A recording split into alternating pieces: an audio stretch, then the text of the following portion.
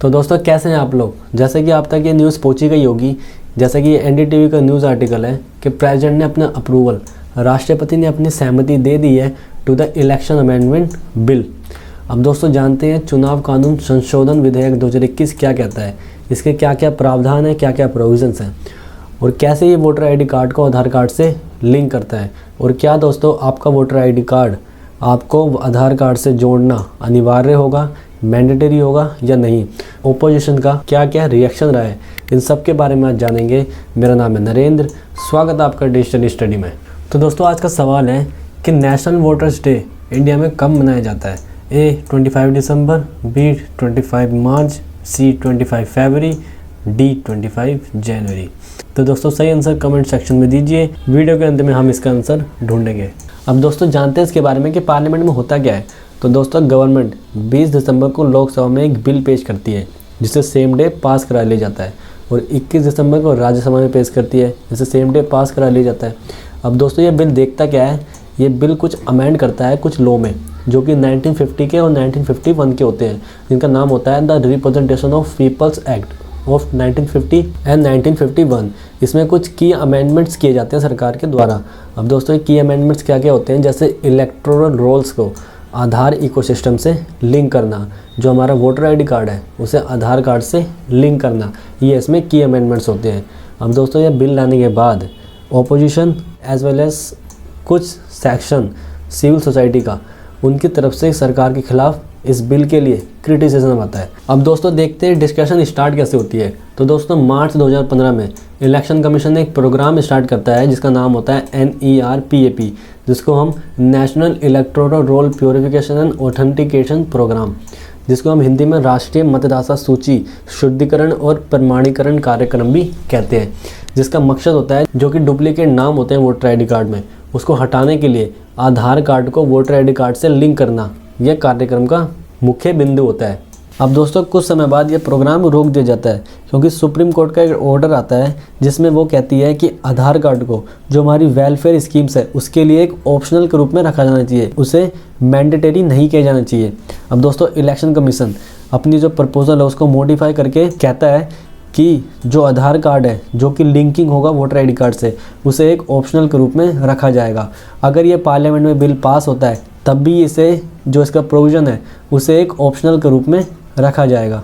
और दोस्तों election commission law ministry को अप्रैल 2021 में एक पत्र लिखता है जिसमें जो लिंकेज ऑफ आधार कार्ड और वोटर आईडी कार्ड है उसकी प्रक्रिया को जल्द से जल्द शुरू करने के लिए वो लॉ मिनिस्ट्री को एक पत्र लिखता है। और दोस्तों नवंबर 2016 को इलेक्शन कमीशन PMO से मीटिंग करता है जो कि बिल को फाइनलाइज करने के लिए मीटिंग होती है, जो कि इतने लंबे समय से पेंडिंग थी। अब दोस्तों इसके प्रोविजंस और इसके कुछ की क्लोजेस के बारे में जानते हैं। तो दोस्तों वोटर आईडी कार्ड को आधार कार्ड से लिंक करने के बाद सरकार का कहना है कि जो एक बोगस वोटिंग होती है उससे एक छुटकारा मिलेगा, वो एक वाइप आउट हो जाएगी। बोगस वोटिंग कैसे होती है, इंडिया के जो नॉन सिटीजन्स हैं उनको क्या होता है, कुछ पार्टियों द्वारा उनकी गलत तरीके से वोटर आईडी कार्ड बनवा के उनको एक पार्टी के पक्ष में वोट कराया जाता है जिससे कि एक पार्टी को फ़ायदा हो सके, और उनकी अलग अलग कॉन्स्टिट्यूंसी में उनका वोटर आईडी कार्ड बनवाया जाता है। अब दोस्तों बोगस वोटिंग को इस तरीके से भी ले सकते हैं कि एक पर्सन का अलग अलग राज्य में अलग अलग वोटर आईडी कार्ड बनवा दिया जाता है, जैसे ऐसे देखा भी गया है कुछ केसेस में। तो दोस्तों आधार कार्ड से लिंक करने के बाद होगा क्या, तो दोस्तों जब हमारा आधार कार्ड बनता है तो दोस्तों उसमें फिंगरप्रिंट्स और एक आंखों को स्कैन किया जाता है। अब दोस्तों जैसे कि आपको पता होगा जो हमारे फिंगरप्रिंट्स है और आंखों का स्कैनर है प्रत्येक व्यक्ति का यूनिक होता है। अब वोटर आईडी कार्ड से इस आधार कार्ड को जोड़ने के बाद सरकार के पास एक व्यक्ति की एक यूनिक एपिक नंबर सरकार के पास चला जाएगा। अगर वो व्यक्ति किसी भी अन्य राज्य में वोटर आईडी कार्ड बनवाता है या वो वोट करता है, सरकार को नोटिफिकेशन मिल जाएगी कि इसने पहले इस राज्य में वोट कर रखा है। अब दोस्तों इस बिल का अगर दूसरा प्रोविज़न देखा जाए तो दोस्तों इस पुराने बिल के अकॉर्डिंग, पुराने नियम के अकॉर्डिंग एक पर्सन को अगर वो 18 साल का होने के बाद अगर उसको अपना पहचान पत्र बनाना है, उसे अपने आप को इलेक्टोरल रोल्स में पार्टिसिपेट करना है, इनरोल करना है, तो दोस्तों उसे साल में एक तिथि मिलती थी, एक डेट मिलती थी अपने आप को अपना वोटर आईडी कार्ड बनवाने के लिए, जो कि 1 जनवरी थी। अब सरकार ने इसे जो अमेंडमेंट बिल 2021 है इसमें इस तिथि को बढ़ाकर 4 डेट रख दी हैं, जो कि 1 जनवरी, 1 अप्रैल, 1 जुलाई और 1 अक्टूबर है। अब दोस्तों इससे होगा क्या, इससे फ़ायदा क्या है, एक एग्जांपल के तौर पे लेते हैं। अगर दोस्तों एक व्यक्ति मई के महीने में 18 ईयर्स क्रॉस कर रहा है और उसी साल के अंत में नवंबर में उसी राज्य में चुनाव है, तो दोस्तों वो व्यक्ति जो पुराना हमारा नियम था उसके अकॉर्डिंग उसको 1 जनवरी तक वेट करता अपने आप को अपना पहचान पत्र बनाने के लिए, जिसके कारण उसे नवंबर की वोटिंग मिस करनी पड़ती। अब दोस्तों इस बिल के अकॉर्डिंग होगा क्या, वो 1 जुलाई को अपना वोटर ID कार्ड बनवा सकता है और नवंबर के उसी साल के नवंबर के चुनाव में पार्टिसिपेट कर सकता है। उसे पूरे साल रुकने की ज़रूरत नहीं है। तो दोस्तों ऑपोजिशन का क्या रिएक्शन रहता है, क्या ऑब्जेक्शन होता है टू दिस बिल, तो वो कहते हैं कि जो इंडिविजुअल की जो प्राइवेसी है उसका ये कानून उल्लंघन करता है to this linking with Aadhaar card. और दोस्तों आगे कहते हैं कि सुप्रीम कोर्ट का जो ऑर्डर होता है यह उसका भी उल्लंघन करता है, जो कहते हैं कि आधार कार्ड को वेलफेयर स्कीम के लिए एक ऑप्शनल के रूप में ले जाना चाहिए, उसको मैंडेटरी नहीं किया जाना चाहिए। और दोस्तों आगे कहते हैं कि सरकार लार्ज स्केल पे कुछ वोटर ID कार्ड को डिलीट कर सकती है फॉर देयर बेनिफिट्स। और दोस्तों आगे कहती है that it may help political party to profile voters as favourable और अनफेवरेबल। तो दोस्तों सरकार का आर्गूमेंट क्या रहता है, सरकार क्या कहती है अपनी आर्गूमेंट में, तो सरकार कहती है दोस्तों एक बार आधार कार्ड को वोटर ID कार्ड से लिंक करने के बाद जो मल्टीपल एनरोलमेंट्स की प्रॉब्लम है, जो बोगस वोटिंग होती है कि सेम पर्सन अलग अलग जगहों पे जाकर मल्टीपल एनरोलमेंट्स कर लेता है, उस प्रॉब्लम से निजात मिल जाएगी, सॉल्व हो जाएगी वो प्रॉब्लम। और दोस्तों लिंकेज के बाद वोटर ID कार्ड आधार कार्ड लिंकेज के बाद कोई भी पर्सन जो कि जिसका पहले से रजिस्ट्रेशन मौजूद है, अगर वो न्यू रजिस्ट्रेशन करता है तो सिस्टम को पहले ही अलर्ट मिल जाएगा कि इस पर्सन का पहले से ही रजिस्ट्रेशन हो रखा है। और दोस्तों केंद्र सरकार के जो लॉ मिनिस्टर है किरेन रिजिजू, वो कहते हैं कि आधार को वोटर ID कार्ड से लिंक करना इट्स नॉट कंपल्सरी और मैंडेटरी, ये कोई अनिवार्यता नहीं है। और सरकार ने पहले ये बिल लाने से पहले कई मीटिंग्स करी है इलेक्शन कमीशन के साथ before this bill was brought. और दोस्तों सरकार कहती है इस बिल को इनकॉर्पोरेट करने के लिए, इस रिफॉर्म को लाने के लिए इलेक्शन कमीशन ने पहले ही नेशनल और रीजनल पार्टी से वेरियस मीटिंग करी है इस बिल को लाने के लिए। और इस बिल को लॉन्ग टाइम से डिस्कस किया जा रहा है, लंबे समय से इस बिल की मांग उठ रही है। और दोस्तों सरकार कहते हैं कि किसी भी एप्लीकेशन को रिजेक्ट नहीं किया जाएगा इस आधार पे कि वह अपना आधार नंबर प्रोवाइड नहीं करा पा रहा। अब दोस्तों इस बिल को लेकर कुछ प्रॉब्लम्स बताई जा रही हैं जो कि कुछ इस प्रकार हैं, जैसे बर्डन ऑफ प्रूफ शिफ्ट।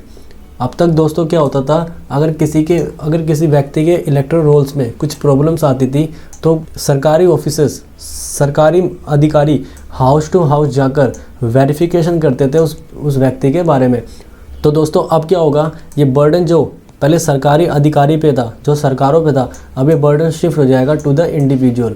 प्रत्येक व्यक्ति पे ये बर्डन शिफ्ट हो जाएगा और इस व्यक्ति को जस्टिफाई करना पड़ेगा to justify their retention on the roll. अब दोस्तों सेकंड पॉइंट ये दिया जा रहा है कि सरकार को पॉलिटिकल प्रोफाइलिंग करने में आसानी होगी। तो दोस्तों जिस व्यक्ति ने सरकार की वेलफेयर की स्कीम्स बेनिफिट लिए हैं यूजिंग आधार कार्ड को यूज़ करके सरकार की वेलफेयर की स्कीम्स के बेनिफिट लिए है, तो सरकार आधार कार्ड को वोटर ID कार्ड से लिंक होने के बाद स्पेसिफिकली उस व्यक्ति को टारगेट कर सकती है, अपना पॉलिटिकल मैसेज पहुंचाने के लिए टारगेट कर सकती है जिसने आधार कार्ड को यूज़ करके सरकार की वेलफेयर की स्कीम्स प्राप्त करी है। तो दोस्तों जो चीफ इलेक्शन कमिश्नर है सुशील चंद्र, वो इस बिल को लेकर क्या कहते हैं, वो कहते हैं जो election law amendment bill 2021 Rajya Sabha से जो पास हुआ है, ये मतदाता सूची को साफ करने में मदद करेगा। ये ऐसे नामों को एलिमिनेट करेगा जो कि डुप्लीकेशन ऑफ नेम है। और दोस्तों ये आगे कहते हैं this is very useful bill, ये जो बिल जो है बहुत यूज़फुल है, ये ऐसे मतदाताओं को ख़त्म करने में मदद करेगा जो कि एक ही पर्सन का नाम अलग अलग जगहों पे अलग अलग मतदाता सूची में आता है। ऐसे डबल वोटर्स का नाम ये डिलीट करने में मदद करेगा जो कि सेम पर्सन है इन वन कॉन्स्टिट्यूंसी। तो ये वेरी हेल्प करेगा इलेक्टोरल रोल को, मतदाता सूची को साफ करने में। और दोस्तों आगे वे कहते हैं कि बिना सत्यापन के किसी भी नाम को डिलीट नहीं किया जाएगा, कि विदाउट फुल वेरिफिकेशन किसी भी नाम को डिलीट नहीं किया जाएगा। अगर मान लीजिए अगर आपका नाम 2 स्थानों पे आता है तो आपसे पहले कंफर्मेशन की जाएगी कि आप कौन से स्थान के वोटर ID कार्ड अपने पास रखना चाहते हैं, किसको आप ओरिजिनल बनाना चाहते हैं। अगर आपका नाम मान लीजिए यूपी में है और दिल्ली में, तो आपसे ये कंफर्म किया जाएगा कि आप कौन सा वोटर ID कार्ड अपने पास रखना चाहते हैं और कौन से को डिलीट करना चाहते हैं। तो दोस्तों ये इंश्योर करेगा वेरी क्लीन वोट।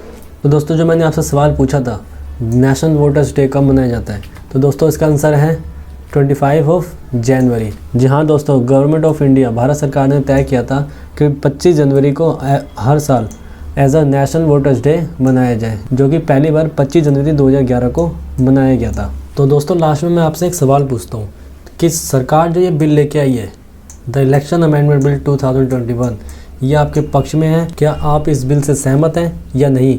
ये बिल आपके पक्ष में है या नहीं?